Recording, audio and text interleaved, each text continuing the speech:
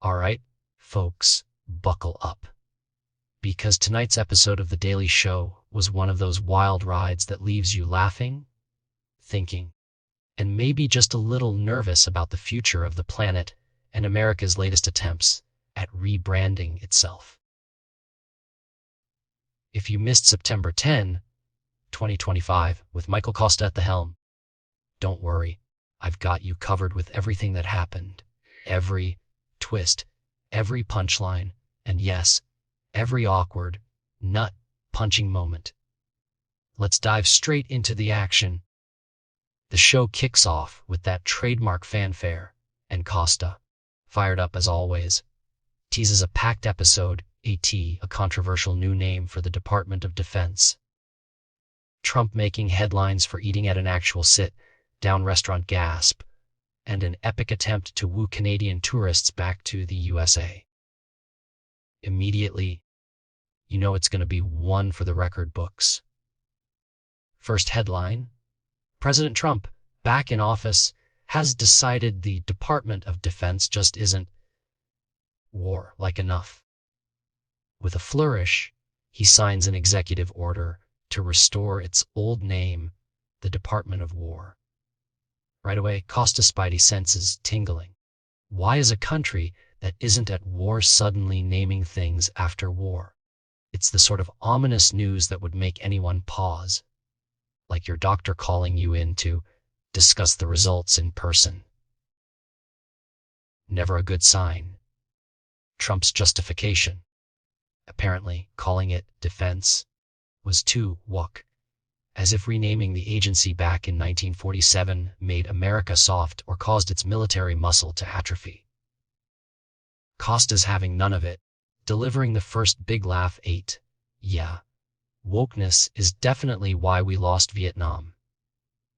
Not dropping the Black Little Mermaid DVDs from the sky.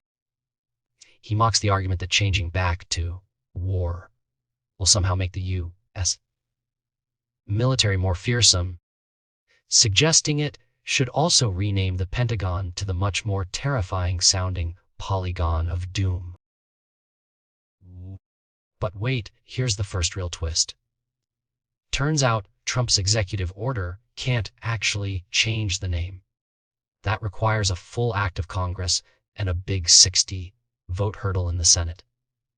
At most, Department of War will be a secondary, unofficial nickname, like a kid desperately trying to get people to start calling him Steve A. Muscles. Instead of inspiring fear in foreign adversaries, it's more likely to inspire eye rolls. And then, the kicker: adopting this new name will cost billions. We're talking changing official stationery and signage in bases all across the world. Costa's outrage is hilarious and real. Billions blown on branding rather than, say, cancer research or actual military readiness.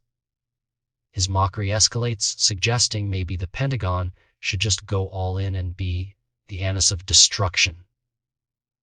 It's absurd, pointed, and, like all the best Daily Show moments, a little too close to reality for comfort. Next up comes the most concerning twist under the newly aggressive Department of War brand. Trump isn't aiming at international foes. Nope.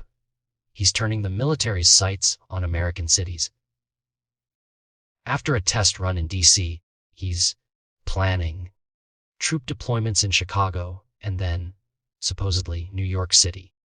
Cue manipulated social media images. Trump as a warlord quoting Apocalypse Now and promising Chicago will find out why it's called the Department of War. The audience is booing. The satire is razor sharp, and Costa pokes at the dark psychology of invading your own hometown. Fruity and much, he quips, riffing on Trump's complex relationship with his native NYC. And how does Trump celebrate the success of making D.C. safey? By going out to dinner, of course. Except he's surrounded by more armored vehicles and Secret Service agents than a Fast and Furious movie, and outside, protesters are bringing the heat. Trump is the Hitler of our time, they chant alongside calls to free DC and Palestine. Costa gives it up for the protesters, even joking that it's a clever way to get out of a dinner bill. If you're ever stuck with a 40 shrimp cocktail, just start a chant and exit stage left. The show then pivots to the field, with Josh Johnson reporting live and hilariously from the Pentagon. Johnson is on fire as he explains that the Department of War's new major enemies are Baltimore hotel workers and cleaning ladies, not global adversaries or crime cartels. That's America's new war footing, skirmishes with the housekeeping staff, while staying very, very far away from anyone who actually looks dangerous, like international gangsters. Johnson pulls out a wild jail analogy. Don't fight the big dog. Beat yourself up so no one messes with you. A pitch. Perfect metaphor for current U.S. defense policy that leaves Costa desperately trying to keep the segment under control as Johnson goes full method and pantomimes punching himself in the groin. It's uproarious, but way too on the nose for comfort. After the commercial, we switch gears for one of the most charming and silly field reports in a while. Jordan Klepper heads to Vermont, America's front line in the new Cold Water. After Trump's trash talk, Canadian tourism is down and Vermont is in a panic, rolling out a campaign of Canadian-friendly stickers, renamed streets, and even free parking to lure the Canucks back over the border. But nothing is really working. Klepper interviews locals, business owners, and one plucky Vermonter who literally trekked into Canada to apologize. The answer, as it turns out, isn't in discounts or changing street names, but in the universal language of BER. At the Vermont Brewers Festival, Klepper discovers that sharing good beer is all it really takes to bring people together, crossing borders and cultures, uniting Canadians and Americans in a foamy, delicious alliance. You can almost taste the hope and hops in the air. Coming back to the studio, we get a shift in tone with Michael Grunwald, promoting his new climate change book, We Are Eating the Earth. The conversation is equal parts sobering and witty. They laugh about cows farting, but also dig into the harsh realities. Animal agriculture is a huge driver of climate change, deforestation, and water pollution. Did you know agriculture eats up 40% of the world's land? That grass-fed beef, for all its feel-good vibes, is actually worse for the climate than its factory farmed cousin, because those cows take longer to mature and spend more time emitting methane. Grunwald breaks it down in approachable language, cutting through greenwashed marketing to talk real solutions. Yes, veganism is the best diet for the planet, but most people aren't there yet. The real hope lies in new technology, DEET, gene-edited fertilizer, AI, optimized crops, next-gen plant proteins. In other words, making more food with less mess. Oh, and the single greatest carbon capture invention of all time. Good old trees.